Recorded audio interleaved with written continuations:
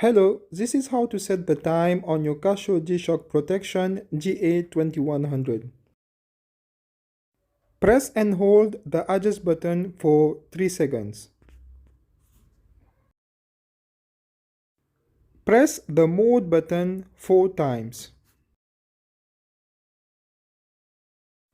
Now use the 2 buttons on the right side to set the hour of your local time.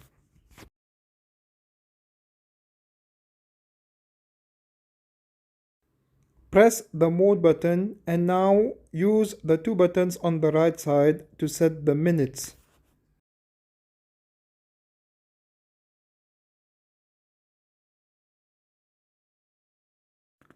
Press the adjust button 1 time to exit the settings.